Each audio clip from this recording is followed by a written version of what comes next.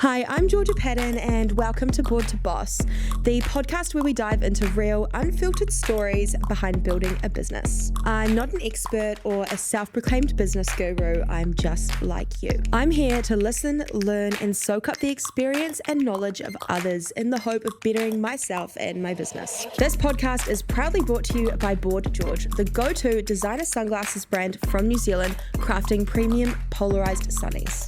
Okay, we are here. We are at the final episode of Board to Boss for season 3. Wow. Which is wild. It's our very first season going solo independent as well. So it's very, very exciting. And I am just going to warn you guys, the listeners, before we get into it. We've never recorded while it's raining before. So if there is a light ambiance in the background, just take it as like, chill. Just go with the flow.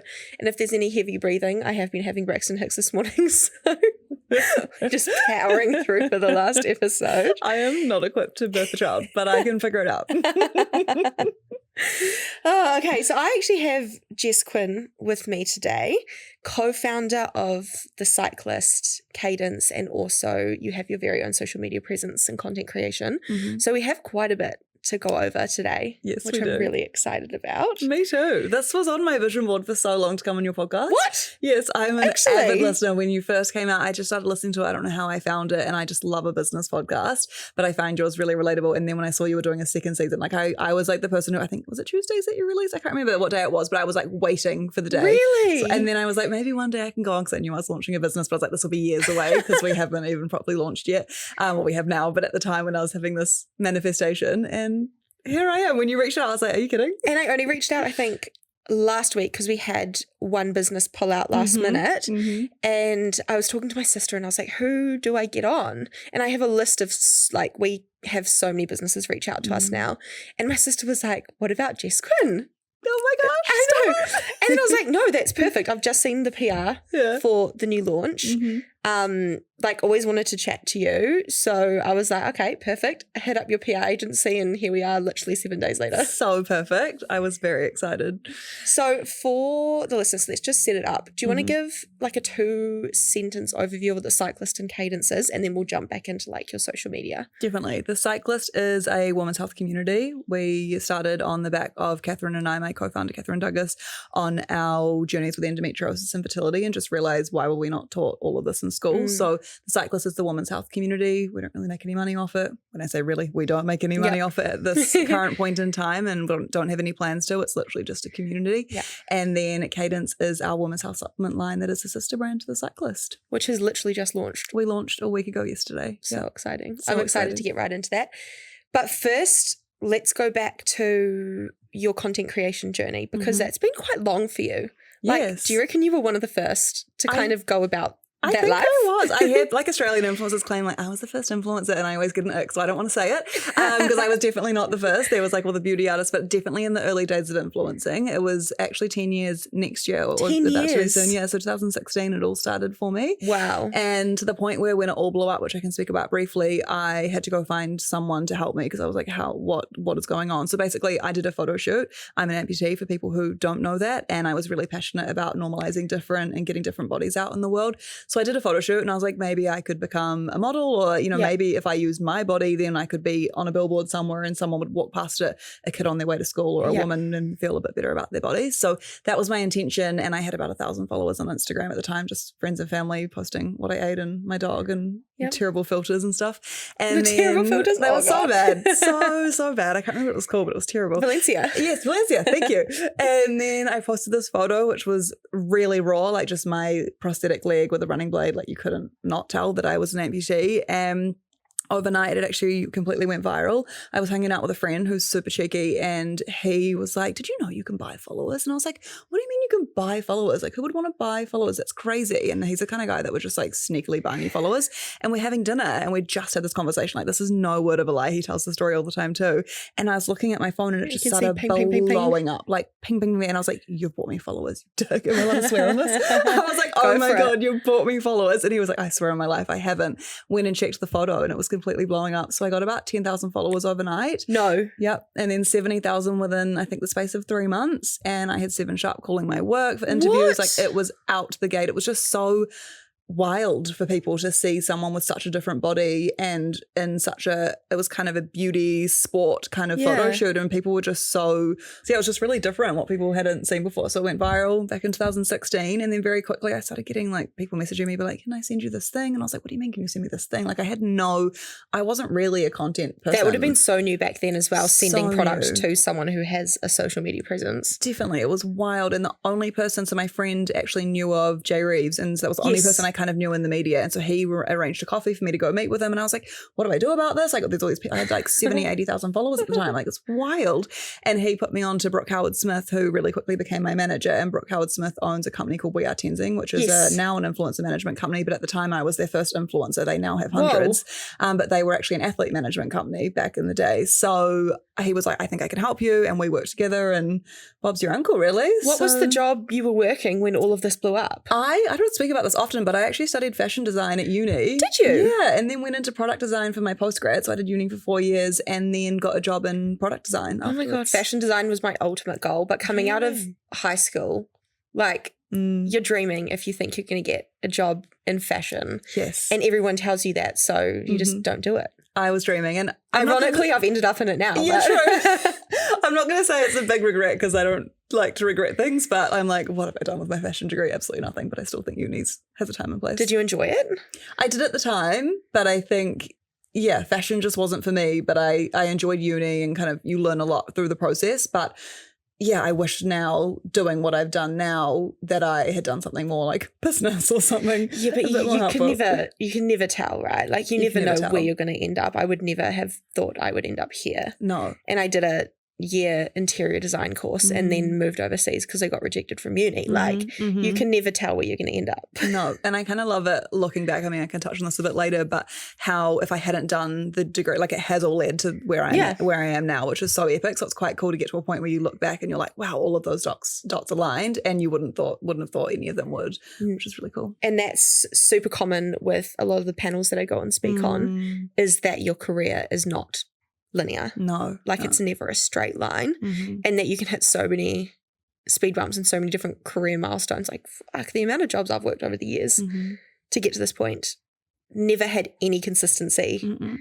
They're all completely different, and you are completely the same now. What, fashion, social media, and now health and wellness and supplements.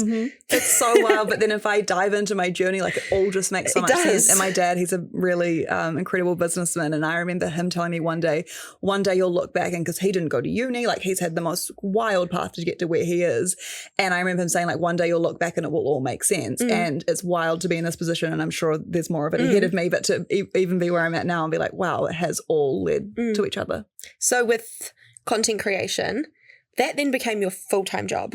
Pretty quickly too. So how did you start to monetize that, especially back in the day when it's like new? How did you know what to charge, who to work with, and how did you feel about sharing so much of your life on social media? At first I jumped on with Brooke, and that really helped because I just didn't even know what to do, and the thought of having conversations about money was just so overwhelming for me. The fact that someone was going to pay me to promote their products, like it all just was so wild, but I just threw myself into it, and so they started getting opportunities through. There was so many coming through, and I remember my first big paid one was for Clinique, and I got a year-long ambassadorship with them, and that was wild. Like it was more than I was earning at my job prior, which was insane. I mean, I wasn't earning a huge amount at my job prior, but it was a year's kind of salary, and I was on a year's contract, and I'd had a few small ones before that. Crazy. It was wild. I think within the first year I was flown to America to shoot with this app in America. Like there was just opportunities coming out my ears. It was so unimaginable. And then there was a lot of media, and then Brooke managed to, I think the Dancing with the Stars crew came to him, and so I went on Dancing with the Stars. Did you? I didn't know that. 2018, I was on Dancing with the Stars. I came third, which was wild. I said no to the show. The producers really wanted me on board, and Brooke forced me to have the meeting, and I was like, I'll hear them out, but I'm not doing it. And then they told me I could donate to a charity, and giving back to child cancer was something I always wanted to do. So managed to donate, I think it was $50,000 to him. I came That's third. Insane. I was like, if you can guarantee I'll just get through the first week without embarrassment, I'll come and do the show. I'll just do it, do the first week, and then I'll be out. And became third in the finale, which I was like, what am I doing? Did you enjoy it? Yeah, I loved it. Like highlight of my life. life by a million miles. I think as an amputee, prior to being an amputee, I grew up really athletic, and then that all got ripped away from me. So then to prove to myself that I was able to do things, my sister was a professional dancer, and look at me, sis. Yeah, she was like, of course you would be the one on TV. But yeah, it was just really cool to push myself in that way. So yeah, just all of these opportunities. I started modeling. I got a modeling agency over in America. So I lived between LA and New Zealand for a good kind of like 5 years. You've lived 100 lives. I have literally lived 100 lives. So yeah, it was pretty amazing. So yeah, monetizing pretty quickly. So I think I left my job. I still remember having that chat with my boss at the time, and it felt like was a really big leap to, I mean, I'd worked so hard at uni to get that job, and it was a job that I really enjoyed, and it was an industry that I could definitely grow in. And I was like, I'm taking a leap to go do something that doesn't really exist. Like the word influencer didn't really exist. All I knew was that I was storytelling and sharing my life with the world, which was also so strange. Which now is like just marketing. So normal. It's wild. But at the time I was like, what is going on? But I was young. I think I was 25, 24, 23. I can't remember how old I was, but I was youngish, and I thought, what the hell? Like, I can always go back to a job, but I might not ever get this opportunity again. And I remember thinking it's going to be short-lived. Like, maybe I'll do this for a few years and then get a job. And here I am 10 years later, and I don't see any signs of it slowing down. So yeah, it's been pretty incredible. Okay, that's a journey and a half. And you shared all of that on your socials. Is there a difference between what you share then and what you share now? Have you put boundaries in, or are you still pretty open with your community? I have actually, I think I share more now, Really? but I am also more private in some ways. So, well, actually, I want to reframe that. I've always been private. Like, there's just some things I refuse to share. Like, I'm not someone, like, no one knows I'm here right now. I'll probably share it at some point. But, you know, it's like, I don't like to be like, and now I'm doing this, and now I'm doing that, and I've done this. Like, I'm just not kind of a day in the life, constant sharer. I like to have that privacy of my own life and the boundary around not having a camera in front of me and my family's face all the time. So I don't really share my siblings that much. I don't really share my parents or anything. We don't share our daughter's face. So I'm really private in that sense. But at the same time, I will share that I pooped this morning. You know, like, I share the really, really deep things. Well, not the really deep things. Pooping's not that deep, but, you know, I'll share. We've gone through a couple of miscarriages. I share all about that. I share the things that are really personal to me, but to me that's all about the advocacy. Like, my whole point of being on social media is advocacy, and if I can help other people feel less alone, that is my whole mission. So that's where I share deeply, but I don't share kind of the rest of my private life. But for me, there's been a huge growth. It's actually been really interesting, because me posting that first picture was a massive moment for me. I spent 8 years hiding my leg after I had my leg amputated. So the fact that I was then able to share at the time to only 1,000 people something that was at the time really raw for me, but I would only share like me wearing a running blade that was raw, whereas now I'll share me crawling down the hallway, and my amputation is the most unusual and something I used to be so insecure about. So I've really grown with my audience, and I think it's a real testament to the community that I've built, because every time I share a little bit more, it was always just so well received. And so I've kind of grown, and I've also, it's been 10 years, I've grown a lot as a person. So it's changed a lot in that sense. I've just become more vulnerable and more confident and less ashamed in who I am, which has been amazing. I think social media does that to you. It also forces you to be more okay with who you are. Because you're constantly faced with yourself. Does that make sense? 100%. Is that deep? 100%. No, I love how deep that deep, is. like going for a poo. Not as deep as a poop, but I think it's really cool. I always wonder, especially in my situation of having such an unusual body, I always wonder what my level of confidence would be right now had I not done social media, because it has really forced me out of my comfort zone. And the modeling work I've done coincidentally has largely been lingerie modeling. I think it's just because you're kind of raw in that sense, and these incredible lingerie brands are showing different bodies. And I think I've just really had to show up and be raw, and it's changed who I am, which has been amazing. Yeah, completely. I don't think I would be. I mean, how many years have passed since I started social media or started a business, but in no way was I this confident. I would never have sat down on a podcast, let alone my own podcast. That's so cool though. I love that. Like I don't know, there's something about looking at yourself on a screen all the time that you just have to it really either puts you in a hole, or you just got to get over it. You just get over it, right? Whenever you take pictures now, especially for business, it's like, oh, it's never going to get better. Like you just kind of get used to it. Whereas you watch everybody else take like 1,000 pictures to get it perfect, and you're like, well, it's just... That's me. I can't change much. If you love bold eyewear as much as you love bold business stories, you need to check out Bored George. Our sunglasses are designed to turn heads, feel amazing, and last season after season. And because you're part of the Board to Boss community, you get 15% off any pair of sunglasses. Just use the code BOSSPOD at checkout. That's BOSSPOD for 15% off at boardgeorge.com.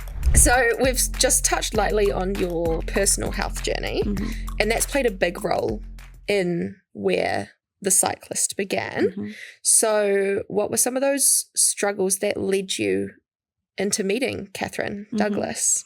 Well, I first actually met Catherine through being an influencer. So Catherine is the founder of Braveface, and they got me on as one of their first ambassadors, and I still work with Braveface now. And that's how I met Kat. We went on a brand trip and I got to know her just really loosely as kind of that kind of relationship. She was as the owner of one of the brands I was working with. So I got to know her a little bit. And at the same time, I had been sharing a lot for years about my leg and about chronic health issues and just really open about what I was going through in my body. And then I had always had really bad period pain since I was super, super young. As soon as I got my period, I got put on the pill when I was maybe about 16 because my period pain was so bad. Yeah, classic story.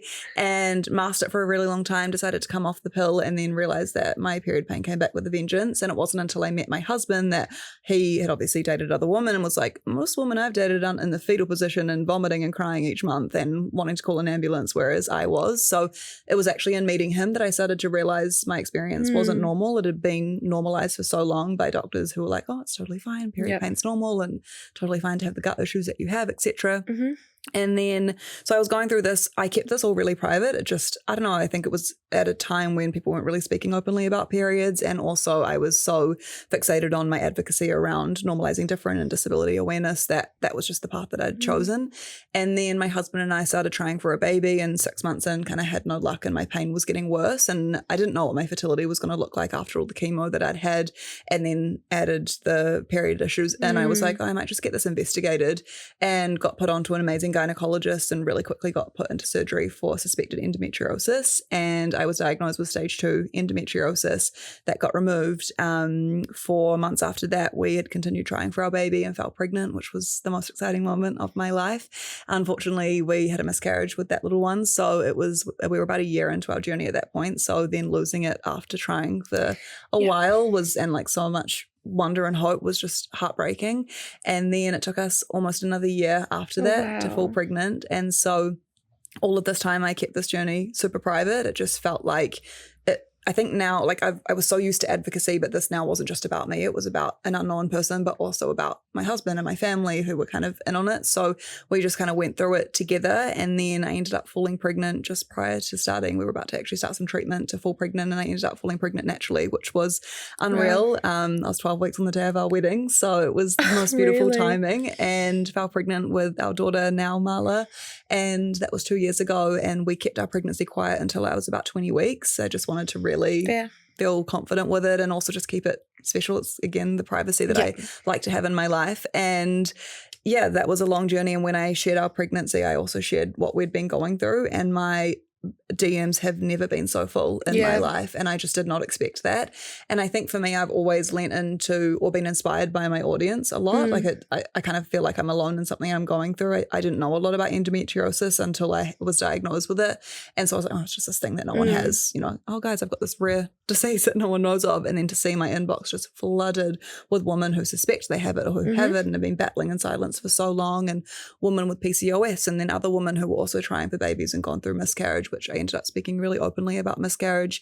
And so it just really was driven from that, from my realization that so many women are going through these kind of sufferings on their own. Same thing. Yeah. I found exactly the same. I came off the pill last year, and the second I came off the pill, these pains started coming back that were really familiar. And I was like, why do these feel so familiar? And I think it was my mum who used to complain of femur pain. Oh, wow. During your pregnancy, during your period. Wow. Back in the day before you went on the pill. And I was like, oh, that's interesting. Started getting that. And started going down my own health journey, trying to figure out why for 2 years I hadn't been able to lose weight, why blah, blah, blah, blah, blah. And same thing, just kind of dismissed by doctors. I actually got told and offered to go on weight loss meds in November, which I was baffled by. Like trying to figure out what is wrong and what's going on in my body to then be told, why not just try this for 3 months, was just completely mind-blowing to me. Unfair. And no way was I overweight at all at the time. So that started my own little journey while we were trying for a baby. Wow. And we also went through a miscarriage at 5 weeks, I think similar to you. And until I started speaking to people, I also didn't realize how common it is. Like at all. So common. So common. And it's nice to hear people speak about it so openly. I agree. It's such a lonely, we actually just went through our second miscarriage a couple of months ago, and I spoke about that one really quickly because I'm used to speaking about it now and it's now part of my business in a way. And again, a flood of people who were actually going through one at the exact same time. And I still message some of them now and we check in and I'm like, hey, how are you going? They're just followers, but it's so nice to connect because it is so lonely. Like I think you just can't explain the heartbreak of having this hope and then having that hope ripped away so quickly after a day of planning what its name's going to be and what stroller you're going to buy. Like your brain just jumps to that instantly. And then being surrounded, I was surrounded by people who just sneezed and fell pregnant and managed to keep it, like, which was so amazing for them. But, you know, you're just like, why me? But then to realize there's so many out there, they're just suffering in silence. So to bring that to the surface was amazing. And then go to work the next day. And go to work the next day. I know. And handle the bleeding. I say sitting here having vaccinations. What us women go through is just baffling. So the most interesting part about the story is that I was with my management company at the time. I'm actually no longer with the management company, but at the time I was still with them, and they reached out to Catherine because I was working with her on Braveface. With my first miscarriage, I took a month off because I was just at breaking point at that time. And so my agency reached out to Catherine and was like, hey, Jess is going to need to take off some time from her content. She's having a miscarriage. I told them that they could tell her that. And we reconnected a few months later and she told me she was having a miscarriage at the exact same time. Wow. And then one day, a few months later, she was in the shower, she tells the story, and with her away on holiday with her family, and she just had this thing come into her head and she was like, I need to start a women's health brand with Jess Quinn. And she DM'd me, literally we've still got the DM, and she was like, hey Jess, would you want to start a women's health business with me? And this is no word of a lie. I was actually living with my parents, still recovering from my miscarriage and living with them because we were between houses and I was in a really bad way just mentally after all the fertility stuff. And I'd been going through a lot with my leg as well. And I was at a point with my social media, I guess we were 8 years in at this point or 7 years in at this point, where I loved it. I'd built such an amazing audience and amazing life for myself, but I wanted to create something bigger than just Jess Quinn. And I wanted to start a business, but starting that on your own and trying to figure that out. So my dad, being a businessman, he was kind of helping me explore what that could be, and I knew it was going to be in the chronic health space. So you already were looking into something when she reached out? At that week, like dad, and because I was living with him, like we were having these conversations, and I remember crying because I was just feeling so lost at the time because social media can be so isolating, and I was like, is there longevity in this? Like I really wanted to build a life for myself, and I've now got this huge community around chronic health, and I was craving to create something for these people who were also craving something. And then Kat sent that DM, and I remember just my mind was just blowing. And of course, I mean, Catherine Douglas is the CEO of Healthcare by Douglas and founded Braveface. Like she's incredible because she tells a story of, I was so surprised Jess said yes. And I was like, are you joking? Like you're Catherine Douglas. Yeah, you're Catherine Douglas. So we both just had these, like, we're just both in awe of each other. And her kind of mindset was, I've got the business background. I've got the product background. She can create incredible things. And I had the storytelling and the personal experience. And she also has endometriosis and had gone through fertility journeys. So we were just the perfect duo. So we quickly met up, went into a coffee shop. We're chatting about everything and what this could look like, and we really quickly landed on the idea that we knew we would start supplements in the long run, but we really wanted to start with a community first. So the supplement idea was actually there from the get-go? From the get-go, yeah. It was always there, but we thought they were going to be the same thing. We thought we'd launch a community and then in the long run, and it would be the same brand. With regulations around supplements, we can't speak as openly as we want to be able to speak on the Cyclist and really educate women and then sell them product on the same website. It's just like a bad it's just bad ethos, really. It just doesn't really work. So we don't want to mislead people in any kind of way. So we realized we were so passionate about building a community, we didn't just want to have a product business. So we built the Cyclist that launched in April this year. It's taken 3 years to get to the point that we're at now because we both in this time have gone through, I think we've gone through 3 miscarriages collectively, 3 babies now, Earthside, and 3 years to build the business. So we've gone through all this during motherhood and a whole lot of other stuff, diagnoses and all sorts. And yeah, so we launched the Cyclist in April, and that's been incredible. April this year. And you guys have almost, would you call it a board? Yes. Behind you, board. An advisory board full of experts. Yeah. How did you go about finding the experts. And were you part of that process? Because I can imagine that can be quite intimidating, going to experts saying, hey, look, we're just two gals trying to do this. Yeah. Will you back us? Having experts was one of the first things we were like, we need to have this because there's so much misinformation out there. And Kat and I, while we have personal experience, we don't have the information. And so we wanted to make sure women were getting the information that was credible and correct. And so, yeah, we built out an advisory board. We kind of started with people that I've seen. So a few people on our advisory board are people, actually 3 of them. So our psychologist and our dietitian and our public health physio are people that I've been with on my journey. And then our gynecologist came through from recommendations, and our naturopaths were people that both Kat and I saw on our fertility journeys. So they just come from personal experience, and we've both worked with, I believe, the best in the business. And so we really wanted them on board. So yeah, we figured out what that would look like and how we could pay them for their time and all of that kind of stuff, and started working with them to build out our blogs. We've had them all on the podcast to make sure we're getting the right information out there. So yeah, they're still our advisors to today, which is awesome. So yeah, they're part of the Cyclist, which is awesome. And then we've got a practitioner directory, which has taken a bit of a backseat while we've been building Cadence. But one of the biggest issues is finding experts who aren't going to gaslight you when you're in a GP's office or seeing a specialist. So we build that through our community of who they've really loved working with. And then we kind of get in touch with people, see if they're the right fit for a cyclist. And it's kind of like cyclist approved practitioners that can help people. And the dream would be to build that all around New Zealand so that people in rural communities can have access. So yeah, the Cyclist is, and we've got a podcast as well. So yeah, it's just a one-stop shop to finally learn the things that we should have learned in school. What was it like starting a podcast when you've never done a podcast before? Yeah, that was wild. I've been interviewed many times on a podcast, but then being the interviewer was just like a whole different mindset and like and a change. We work within the Healthcare by Douglas building, and so we found a closet there. And when I say closet, it is literally a closet. It was it was an old filing room that was just never really utilized. And we asked if we could strip it out. So we stripped it out, worked with some interior designers and turned it into a podcast studio, which we quickly realized lighting a very small room with no windows is really hard. So the tech side of it's been tough, and building a podcast audience honestly has been really hard. And I've got a really large audience, and it's still really hard to build a podcast community. So yeah, it's been a slog, but it's been amazing. Our main purpose for the podcast was to create like long form information for social. So that's kind of our main driver for that, and just to give people these sound bites of information that is correct or coming from real stories. So you mentioned before you don't make money from the Cyclist, which is such a long rooted way of starting a business that you can monetize basically. But you see so many people do this in different aspects. I'm thinking specifically of like Lisa Parisi-Cullen, who made her social media TikTok platform to then launch her business from, which is pretty smart. And it's kind of what you've done with the Cyclist. Unintentionally, you both want to help women, but you now have this perfect audience that's already listening and often looking for help in ways and advice. Definitely. It's really smart.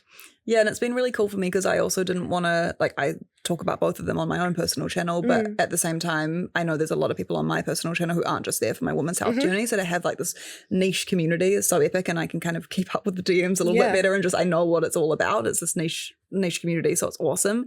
And yeah, we're really mindful to not, like, we want to keep them separate. I don't want everyone on the Cyclist thinking we're just constantly pushing product down their throat, because that's not what it's about. We genuinely want that to be a space to educate women, but it's been really awesome to then be able to be like, we also have a solution if that's something that you're interested in, and it's a solution that's a part of the toolbox. We're definitely in no means saying that it's going to cure all your issues, but it's a part of the picture. Did you take the Cyclist audience on the podcast along with the design of Cadence so it was all kind of like a bit of a surprise to everybody? We decided to launch with a pre-launch event to our community only. We wanted them to be the first to see and feel Cadence, and so we'd been teasing that we were working on something, but we actually decided not to bring them in on that because I don't know. There was many reasons. We started to tease some things maybe a month or two before, but yeah, we just decided to just go for it and see what happens, really. I can't remember why we actually decided to do that. I think we just really wanted the cyclists to feel like they were just being educated. We didn't want them to feel like they had to be a part of this. But the uptake was incredible. And so when we announced the launch event, I think we sold out in about 30 or so minutes for our first launch event, which was epic. There wasn't that many tickets available, but still selling them out. And I think we had about 300 people on a poll who said they were waiting in line but couldn't get a ticket. So just to see that engagement come through was insane. And then, we invited them to our launch event, and getting to connect with them there was amazing. So we'd said this was a cyclist launch event and you'll get to see the reveal of our secret project, basically. And then we launched our secret project live a week ago.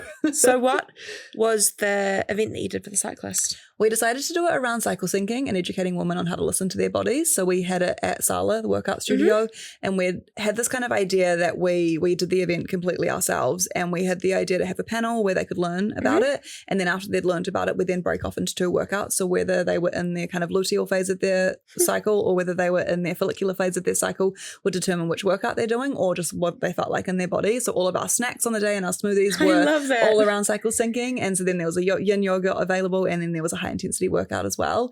And then we had a panel and questions that people could ask, which was the coolest thing, because just to see everyone just putting their hand up and really engaging with each other. Feeling comfortable. It was so cool. Like someone would ask a question, then someone else would like butt in on their question. Like it was just so cool seeing the community come together and getting to meet everyone. And we did taste testing for our product, and then they all went away with Cadence product, which was awesome. So developing Cadence. Yes. 100% new to you. Not new to Catherine, but new to you. 100% new. How did you find the process of designing, manufacturing, learning about supplements? Eye-opening. Because I can imagine that it's heavily restricted. Is restricted, what's the word I'm looking for? Regulated. Heavily regulated, but not everyone follows the regulations, which is why Cadence exists. Wow. And I think the most eye-opening thing, and I'll get into all of the things that I've learned over the last 3 years. We've literally been working on this for 3 years now, and I was an avid supplement taker. I've been taking supplements since I was a child with cancer. So it's been really incredible to now be on this side of it. And it's been really eye-opening to how much bullshit there is in the industry. Like I just see ads after ads after ads, and I'm like, you're literally not allowed to say that. Like if the regulator saw you, you'll be taken down. And we abide by those because that's just our ethos and values at Cadence and under the brands that Catherine runs.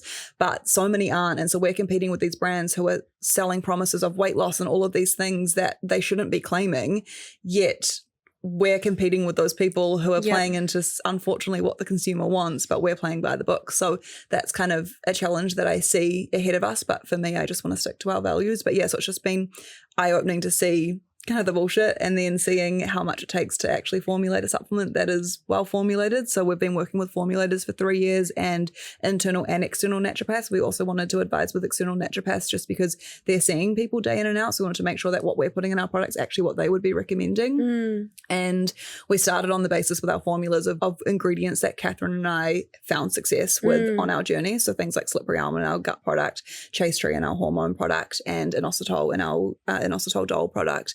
And those are things that really helped Kat and I on our journey. So we started there as a base and then figured out what we could add in to make it an even more powerful formula.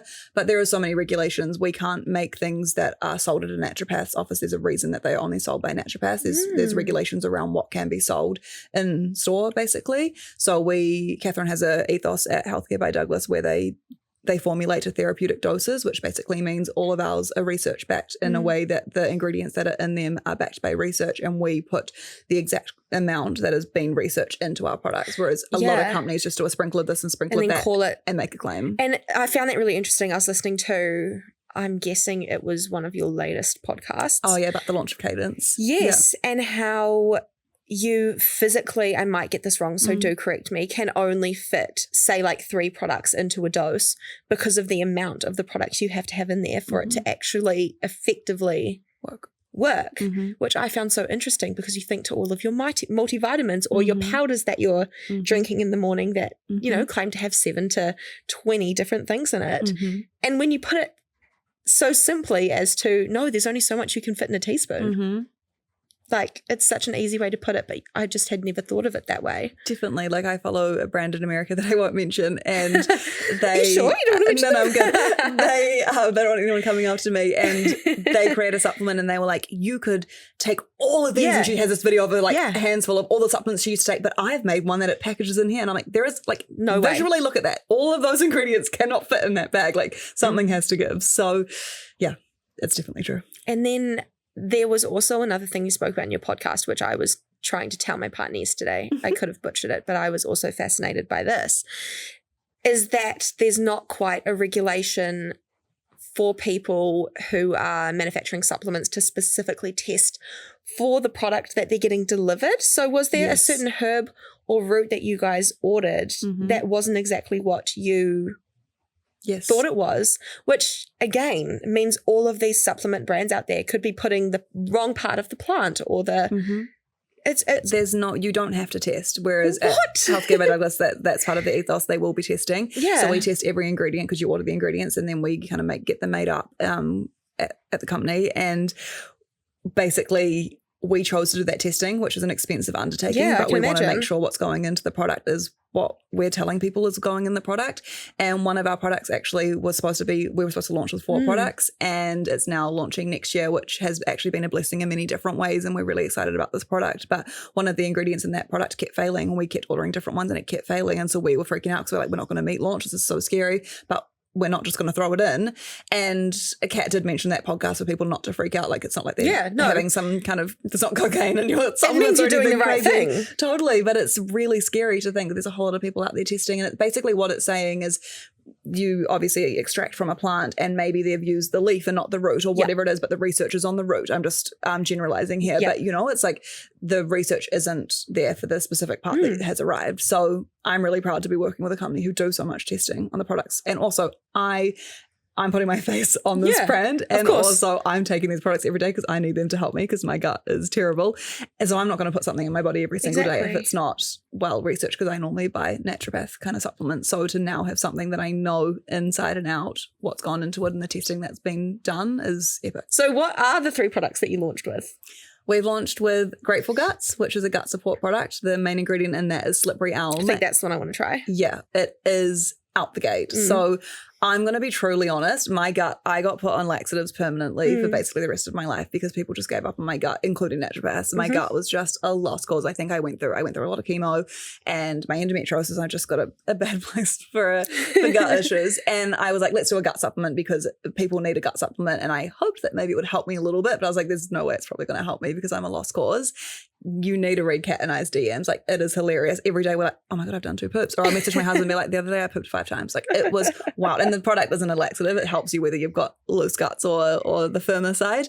But slippery elm is a prebiotic, and then it has probiotics in it, and it's also got ginger and chamomile to calm. So we've had insane reviews. As I said, we launched a week ago and the reviews have been out the gate. People seeing difference within 2 days. Wow. And there's this one girl who messaged saying that she usually doesn't wear jeans because it just hurts too much, and I can definitely relate to that. I only have stretchy pants, and she's all of a sudden back in her jeans, which is just so cool. And I don't mean that from a weight loss perspective, from an actual bloating comfort perspective. So Grateful Guts is one of our products, which is epic. We've got inositol dole. Inositol has a lot of research around it to support ovarian health and also to support sugar cravings, carbohydrate cravings. And I was actually put on it by my gynecologist a few years ago who didn't know we were producing this. And I was put on it because I've got really long cycles, so it can also help for healthy menstrual cycles, which is awesome. And we created the first flavored inositol. It's a raspberry jelly flavor and it is so delicious. So we also jammed that with chromium and magnesium to double down on the impacts of inositol, just to make it an even more powerful formulation. So we're really excited about that. And again, people are eliminating their sugar cravings almost instantly after taking it. So the reviews have been out the gate. I take that twice a day. We've split our one across a dosage of twice a day. So that is that like a drink one? Yeah, both of those are drinks. Yeah, those 2 are powders. And then we've got Cycle Sister, which is our hormone support product. And they are capsules, and they have chase tree, which is an ingredient that both Kat and I will put on for our fertility journeys and is an incredible herb. So we've got that in it, and it's also got peony and milk thistle. So that's a really powerful product to help support healthy menstrual cycles. I'm on that at the moment. Post miscarriage, my cycle's gone crazy. Our tagline for that is SOS for wonky cycles, and my cycle is definitely wonky. So anyone coming off the pill, anyone going through wonky cycles like I am right now, so that's a perfect product for that. Yeah, I heard the gut one's great for postpartum, so I will be grabbing some of that. I actually probably needed it all the way through pregnancy. Postpartum poop was probably the most traumatic thing of my life. I'm sorry to tell you. Terrified. When they offer you laxatives, take them. Don't stop. Oh, I've been on them my whole pregnancy because I've honestly horrible, just absolutely fucked. And I would go back to my midwife or like speak to someone else and they'd be like, go on this one. I'm like, I'm already on that one, doll. There's nothing else. I'm a lost cause. I feel you. I'm going to get you some grateful guts because you definitely need that. Your guts will be grateful. Wish me luck for that first poo. Yes. Yep. Okay. And then we move into your launch event. Yes. Which is, I guess, your first PR event business-wise. How did you find that? So weird being on the other side. So we pre-launched with the community, as I said, and that was on the Saturday. And then on the Monday, we had our influencer media event. And it was so strange. Like, I'm an influencer. I've gone to influencer events my whole life, and then to then be hosting an influencer event.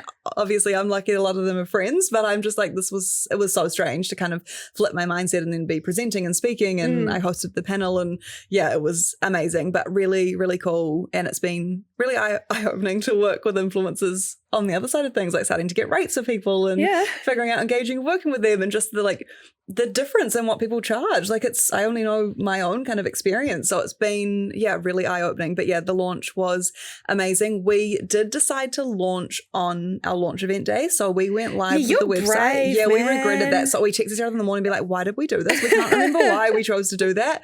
But that's a lot of work in one day. Even just launching a product on a website, that's a hefty day, let alone it was running an event. Wild. So we had built out a close friends community so we had told them where they were going to get early access. So at around, I think it was like 9, they got early access, and my phone, I had no expectations for this. Like, I'm aware that I have a big audience, but that doesn't mean that people are just going to come and support and follow. And it's one thing to build a community, but then to build a product business. Like, it doesn't mean people are just going to purchase. And I have never had so much anxiety in my life. I actually ended up going on anxiety medication because I was just so anxious about, like, I'm aware that I've bought like the profile to this. I've tried, like, I know my purpose in this business, and if this all falls flat, like, I felt a huge amount of responsibility for that. And to see it just fly, I had the Shopify chick-ting on, the best and it noise. was just, honestly, it was just, I started crying, and I'm not a crier. Like, it was just so overwhelming. So we set it live to our close friends at 9, and then the website went live at 10, and we had people purchase at 10 on the dot. Like, they were clearly sitting there waiting. And then I had to go to the launch event, which was wild to then be just like checking Shopify at the same time that we were at the launch event. It was like, I don't know if we would choose to do it again, but at the same time, to just have everything in this one big high was really, really cool. So you must have been so exhausted by the end of the day. I was so exhausted, but also just so relieved that it went well. We actually met our monthly target on day 1, which was so impressive. Unimaginable. Like, Kat and I still can't believe it. And then to see the reviews come in, I think has been, like, I've cried over seeing reviews. I just care so much about creating products that are actually going to help people. We don't want more empty promises. There's so many empty promises, as you know, in women's health, and we don't want to be a part of the empty promises. I want people to get these products in their hands and feel like they're going to work for them, and to see that coming through. Like, the fact that it was working for me blew my mind. The fact that it was working for Kat was so exciting. That we then had our hero ambassadors. It was working for them. So we're like, okay, this is feeling good, but is this still kind of like a weird placebo thing? And so then to see it working for customers is just, even just saying customers that I own a business, like, it just feels wild. You have customers. I have customers. They're not followers. They're not They're followers. like actually putting their money into you. It's wild. It's and then the to best see feeling. it helping, it's such a cool feeling. And like, I'm in the DMs constantly, so is Kat. Like, we're replying to them on all their questions. Like, it's just so cool to be in there. But as you know, once you launch a business, you have launch day. And then I was like, cool, we're done now. And I was like, this is just the beginning. So what's your role in the business then? Like, what's your title? My title at the moment is brand development manager, I'm pretty sure, but I think it will evolve. I'm co-founder of Cyclist and Cadence is kind of my main role. My main purpose in the business is to run the community, but I am across everything. So I do the podcast, I record the podcast, plan the podcast. I do all the socials. So I'm doing all the socials across the Cyclist and Cadence, which we post on Cyclist 6 times a week alone. It's a hefty job. Hefty job. So my personal social is now being posted about once a week. It used to be much more regularly than that. So that's just taken a bit of a back seat. And then Cadence socials, what else do I do? I'm doing all the PR stuff. So I'm kind of showing up and doing all the interviews in the face of it.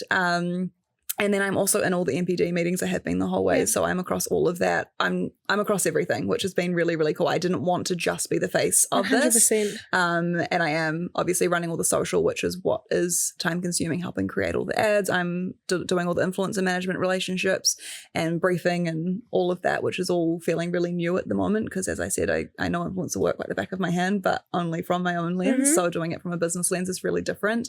So yeah, I'm across it all. Kat also, I didn't mention, is on mat leave. While she's been incredibly hands-on. Timing. Yeah, so she had We all know how to time these things well, don't we? It was wild. So I was having a miscarriage. She was in labour and we were about 3 weeks out from launch, I think. So it's been a lot. But yeah, we've both just been hands-on through it all because we're so passionate about it. So yeah, I'm across all of that. And Kat is also, we're both in the DMs. We're both, we don't stop texting basically. We're messaging each other about content ideas and how we can get it out there. But right now I'm kind of just in a regroup phase. I feel like you just get so fixated on launch and I just feel like I need to regroup and then be like, okay, what's next and where do we go from here? But we've got heaps of products in the pipeline and yeah, this is only the beginning for Cadence. Yeah, so what's the next thing? What's the next big thing? Are you able to share?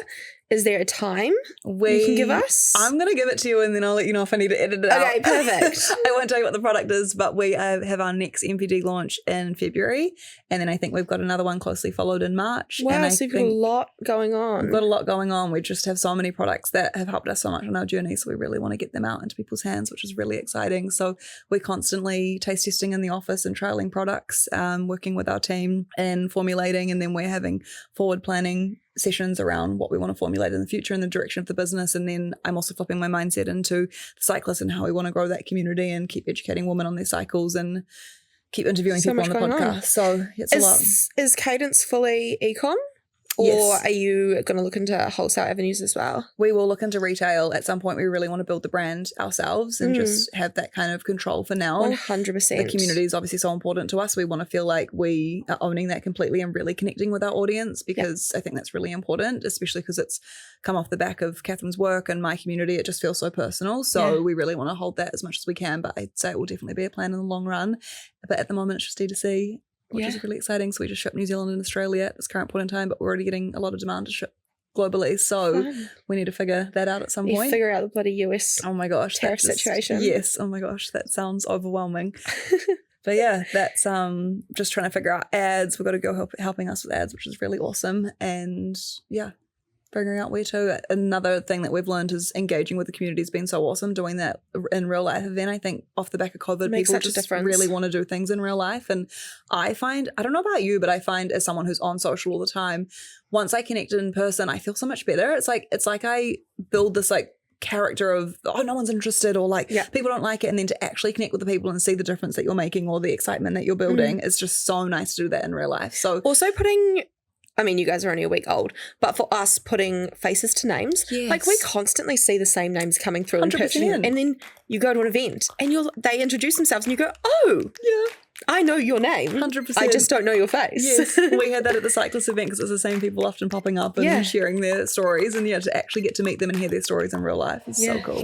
It's now time for special delivery, brought to you by Go Sweet Spot, the shipping platform saving businesses time, money, and stress by comparing courier options, integrating with your online store, and streamlining the entire delivery process. Go Sweet Spot changed the game for me at Board George. This one platform has saved me time, reduced stress, and its simplicity is unmatched, with customer service that is second to none. In this segment, we share tools and hacks you can instantly implement, and for us, Go Sweet Spot has been this hack. What's your special delivery that you're bringing for everybody? So your little kind of business tip or make life easier, better tip. My special delivery would have to be around the social media editing space because I spend so much time editing content. Same. Oh my gosh. CapCut is my go-to. I am jumping into edits a bit at the moment, which is Instagram. Are you? Yes. I haven't given it a go yet because I'm such a CapCut girl. Same. But we spoke about this, the storage situation. Oh my God, the storage situation. So I did just order the new iPhone and I got it in a 500 and I think I regret not getting the terabyte. But I was like, there's no way I'm paying more than $3,000 for a phone. Half of my phone is CapCut. Same. And you delete the videos. It's still account, you got to go delete your cache or cachie or whatever that thing's called. Have you done that? No. Clears your storage instantly. Our podcast editor at work, he is really good with tech stuff. And so I was trying to get him to help me because I was like, why is my storage always full? Because it's like I have a lot of photos. I have, don't get me wrong. But not that many. Not that many. And it's always CapCut. So that is the bane of my existence. And we record our podcast on our iPhone. Yeah. And I've once done a recording and I didn't know it told me the storage was full. No. The storage was full I have to check it before every recording. I have to check it. I've learned my lesson because luckily the camera was on me. We filmed with 2 cameras, so it wasn't too bad. But yeah, CapCut and then dabbling in edits. I just use it on my iPhone. I don't know how to use a desktop one. I'm not a desktop editor. Oh, no. Are you a desktop editor? Yes. And I forced myself because somebody else told me, no, jump on your desktop, especially because we add a lot of clear cuts into our edits. Yeah. So like if we're talking about a product, we're like ding, and it pops up. It is so much easier because you have better access to your layers. So whether you're doing overlays or stickers or audio, it shows it in a bar so you can move it around so much better. Oh my gosh, I'm so going to do that. What's your CapCut tip? Do you have like any... I don't know if this is a CapCut tip specifically, but I think adding sound effects to videos makes them so much better. Yeah. Like adding the ding and all of that kind of stuff, because I didn't for a really long time. So if you're filming a video and you've got product reviews popping up, like pop, pop, pop, pop, pop, having that pop, pop, pop, pop, pop, it just makes it so much more engaging. And I do it for my personal content. So if I'm doing a day in the life, but then like, I don't know, something happens, you just add like a bit of a sound effect. I just think it elevates it so much. I think also playing around with fonts and text is really important. I do closed captions in all of my videos. I just think being accessible is really important. I usually do my closed captions in app though. Yes. So in do Instagram, you? Yeah, I've heard that the reach is better. As much as you can edit in app, the better. So I add some text in app where I can, but edits is really good. It's just I use edits for the really simple videos. So if I'm doing crazy effects like overlays or extra sound effects or what else do I do? I like the transitions and the animations and all of that kind of stuff. I use CapCut because it's just so much more advanced, but I do use edits if it's just like a simple Instagram one just to offload my CapCut storage more than anything. And I love this being a special delivery because when we were talking about it, I was like, oh, is it too simple? But then I have so many conversations with founders who still edit all their videos directly in the Instagram app. Oh, no. And then the app either dies, shuts down, you lose it, you can't download it, or you download in bad quality. And I'm such an advocate for editing outside of the 100%. App. And then you're using that piece of content for multiple different things anyway, like your TikTok, your Instagram, your ads, you know, thousands of other platforms that are now freaking out there. Yeah, can we stop creating platforms? It's exhausting. I actually remember when TikTok came out. Was it COVID? Yeah. And I refused. I was like, nah. Same. I was like, I'm not doing another platform 5 years on. My journey on TikTok actually started. I don't use the account. I've got about 900,000 followers on TikTok, but the account the account thinks I'm American, so I just don't like it. But I do have a lot of followers over there. For those who don't know my body, it's quite unusual. You can go check it out on my Instagram, but it goes viral pretty easily, so it's not that hard to build nearly 1 million followers. But I actually started that account on TikTok because when TikTok launched, there was all this chatter going around about how they weren't supporting people in different bodies. So anyone who was in a larger body or anyone who had an amputee like me, anyone in a disabled body, their content was getting diminished, everyone was saying. And so I did this video standing there with my leg off, just like sassing out TikTok, being like, this video better get pushed. And then 900,000 followers later. Which I kind of felt bad because I was like, okay, maybe they are supporting different bodies because my body's vastly different. But I actually started as a TikTok hater on TikTok and then ended up with nearly 1 million followers, which was wild. I actually I don't know if I like it. I don't use it. I haven't posted. I haven't posted for so long. I post because I feel like I need to for certain things. But if I scroll, I like literally lose your mind. Yeah, it's kind of like a hate spiral. Like, what am I doing? Yeah, no, I struggle with TikTok a lot. I'm much more of an Instagram girly. Maybe it's the millennials in us. I think it is. So I go on TikTok just so I can feel like a Gen Z, but then you see the videos and it's like, how old do you think old is? And they're like, people born in 2000. I'm like, oh God. Yeah. What? When I employ the girls here and I have to write in their date of birth and it's over 2000, I'm like, what? That's wild to me. Are you me. not still in high school? Yeah, they're not in nappies. Like, that's just wild to me that, like, where is the time gone? Even to think my baby will be born in 2025. And what was yours, like 2023? Yeah. That's wild. Sounds futuristic. They're so futuristic. Okay, I'm going to end on what your biggest learning has been since moving into the founder business space. I think my my biggest learning is that I can do it. I think for a really long time, I put myself in this influencer bracket, and I think there's just such a mindset out there around influencers. And so I kind of started to believe it, even though I don't think it's true. Like I think running your own business as an influencer is like you're running your own marketing business. It's pretty incredible. And I worried if my skills would transition into becoming a business owner and if I could create something more out of what I'd already built. And I had a lot of doubt, like a lot of doubt around that. So I think my biggest learning is that having a bit more confidence in yourself. Having a bit more confidence, totally. And that we can kind of transition and grow into different spaces, and kind of what we were talking about earlier, that you don't need to have this plan for your life, I think is probably my biggest learning, because I always thought, okay, I'll go to fashion school and then I'll become a fashion designer and then I'll do this thing. But it's so nice to just kind of let go of the plan and see what happens and just go with your nose. And when I look back, everything in my life has all been led from one thing. Like it's all just snowballed. And so to kind of trust in that instinct, I think has been, probably my biggest lesson. I don't know if that's at all helpful, but it's, I think that's probably been my biggest lesson. And I'm probably going to drive away and so many more will come into my mind. But No, I love that. I think just backing yourself. Perfect way to end it.